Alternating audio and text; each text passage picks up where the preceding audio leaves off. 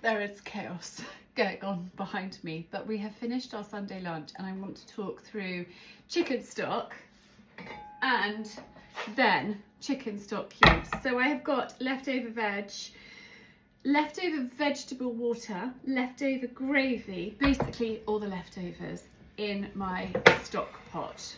And then I just poured some water into my gravy pot, and we can wash the gravy pot out at the same time.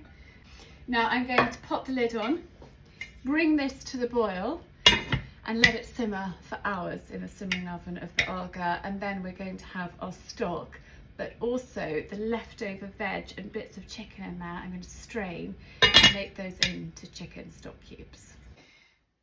So back to our chicken stock.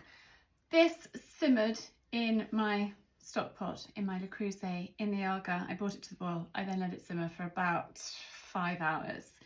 I then poured it into a sieve and let all the liquid strain off. That is pure chicken stock, or I can use that as like the base to a pie or a casserole or something like that. That is utterly delicious in there. Now the leftovers of this is what we're going to use today.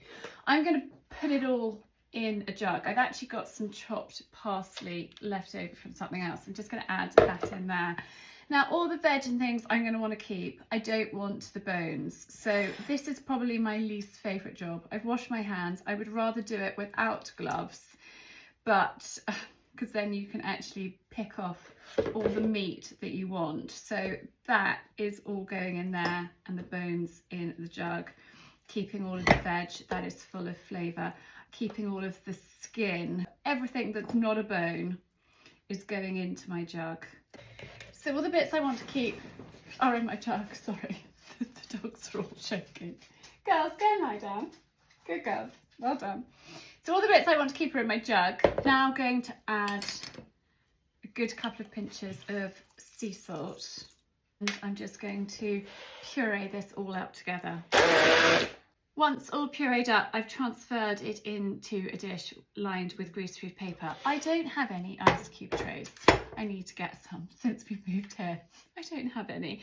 So I'm going to freeze it like this, and then once it's totally frozen, I can cut it up into usable size stock cubes. And then when a recipe calls for chicken stock cubes, I have got my own to take out of the freezer, defrost and use in a recipe. So that is how I make homemade chicken stock cubes.